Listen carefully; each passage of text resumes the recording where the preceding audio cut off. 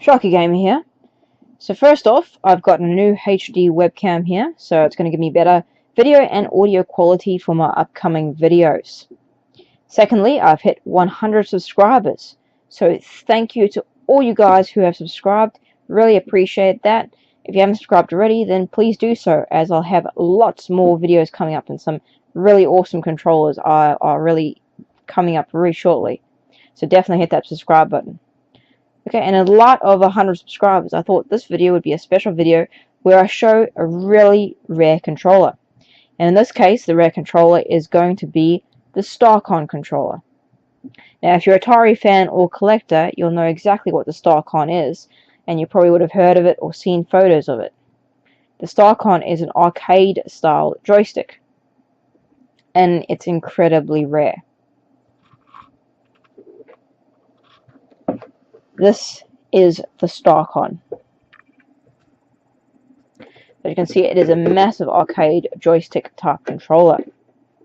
This controller is for the Atari 5200, and it's made by REI, which is a company that stands for Rubattino Engineering Inc., and it was founded by Fred Rubattino. Now, basically, what Fred did is that he wanted, back in 1983, he basically was sick of using the official joysticks for the Atari 5200 because they broke quite often. So he figured he would build his own joystick that would be more sturdy and didn't break like the official ones did. So that's when he came up with the idea to create the Starcon. Now, the mechanics of the Starcon he created by sort of looking at the joystick ports on the Atari 5200 and also the controllers itself as well, and sort of reverse engineering them, and of course then coming up with the Starcon as the final product. Now, officially, once he had done this, he then released these sort of ones to like family and friends. So, you know, like there would have been a small amount that went to family and friends. The rest of them he made, however, back in 1984 to 1985, he actually advertised these for sale in a magazine for about $35. And they shipped in like a plain cardboard box with the word Starcon written on plain letters on top of the box. That was the original box practically. And basically, he shipped a whole lot off. Later on though, like this is probably years later, back in I think 2000 or 2002, 2003, somewhere along those lines, he basically sold a whole lot because he had a whole lot of these Starcons in his garage that weren't quite finished. So he finished a whole lot and he put them on eBay, and he sold a whole lot on eBay for about $100 each. So he got rid of basically what was left over in his garage. And he also sold them with blocks and also extra parts as well, which I'll get into in a moment. And most of them didn't have bases as well. So they were working, they were fine, but they just didn't have bases, or they were incomplete in other ways. He even got to the point where he actually sold his testing unit, which he had for like over 20 years or something like that.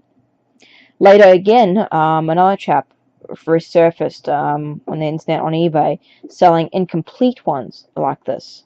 I think it was eBay, and I think he also did them through a forum as well, where he would sell incomplete ones that were missing certain things, like missing a stick or missing a circuit board, or they were just missing stuff. They were definitely incomplete. They weren't even in working condition as at the moment of saleability. Now, basically, even though there's a whole lot of different series of them being released and being up on eBay or up on the internet, most people estimate that there's probably only about 100 Starcon controllers in existence. And it's one of the rarest controllers made for the Atari. Now, basically, this version in front of me is the 5200 version, but Fred, he made another variation for the Starcon, and that was a variation for the Atari 2600. Now, it used the same kind of case as this, so it was the same kind of size, same kind of shape, except it had one stick and only one button. Now, I would assume it's one of these buttons here that only had it. And basically, those ones were incredibly rare. There weren't many of them released, and I mean, as far as I can see on the internet, like there's only been one confirmed, like as of today, that there's one only known to exist. So I don't know what happened to the others, if there's still any more around, but the 2600 is definitely rarer than 5200, but the 5200 variation is still incredibly rare. This one is the 5200 version. As you can see, I bought this on eBay for $300. Yep, I know, really expensive. This version that I have here basically has the sealed cord. Okay, so it's covered. A lot of the versions of the Starcon just have a ribbon cable here, so they don't actually have a proper cable. Alright, so this one's actually quite good because it's complete, so most of the other ones had a ribbon cable and just a plug on the end of them. It has 2 buttons here, one red, one green. Of course, it has a Starcon text behind there. It has a stick here, which is actually a really nice feeling stick. It feels really nice when you move it like that. Really good quality. Of course, it has a keypad, and it also has 3 buttons. So a keypad just like a standard one on remotes. And you've got start, pause, and reset. So you've got 3 buttons at the end of the Starcon. In the background, you've got sort of like a star pattern at the background. So it's pretty cool looking. Now, the shape of it is pretty cool.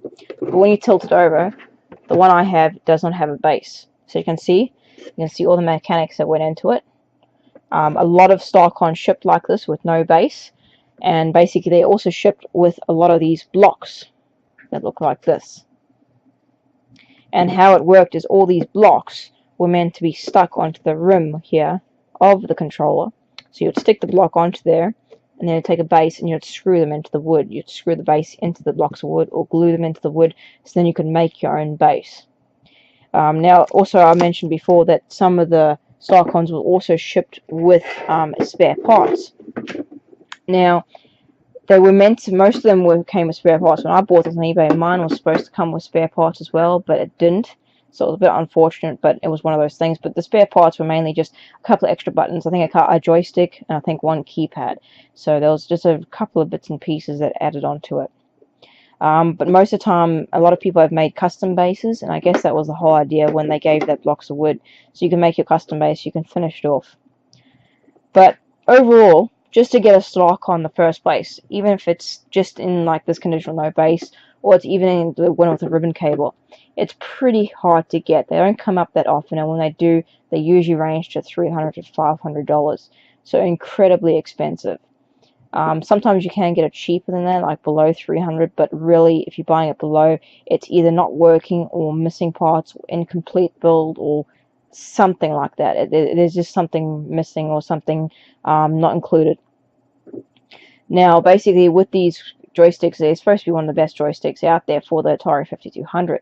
I unfortunately can't try it out because I don't own an Atari console. But down the line, when I do get an Atari console, I'll be sure to probably put a gameplay video up on how it performs, because I would really like to try it out myself on an Atari console.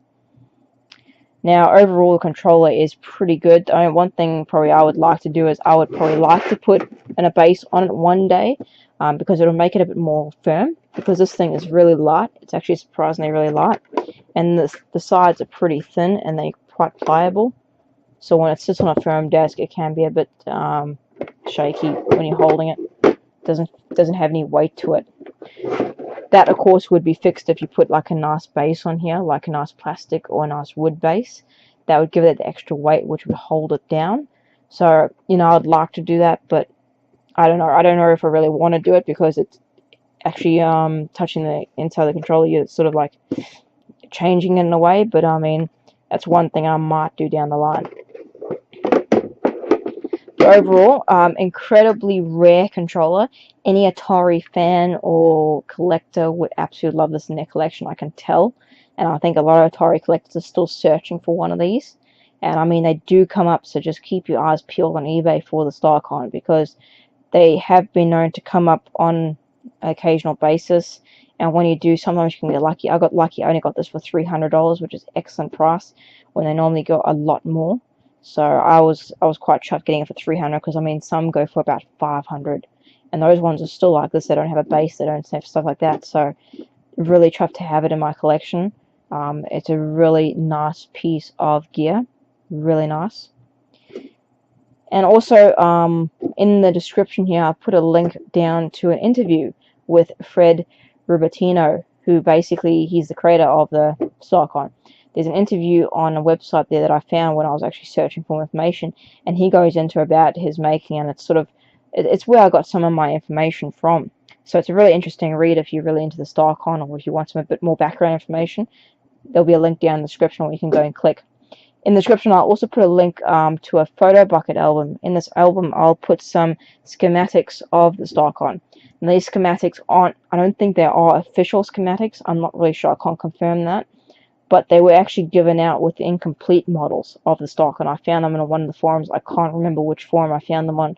But basically, they just show how the controller was assembled and everything like that. Just your general kind of schematics of what plugs into where. So if you have a Starcon and maybe you want to fix it or something, you're not sure how to begin, the schematics may be helpful. So link in the description if you want to grab those as well. But yeah, guys, it's a really awesome controller, incredibly rare. Proud to have it in my collection. And by the way, I'm the only one at this point that has a video of this on YouTube. So pretty proud of that too, as Starcon is not a very common controller at all. So have another quick scan of the controller just so you can see another quick overview of it. Look at that.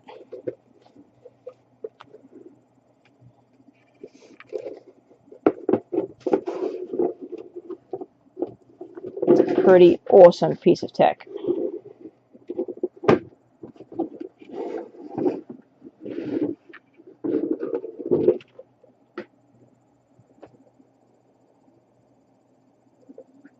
So yeah, that was the Starcon for the Atari 5200.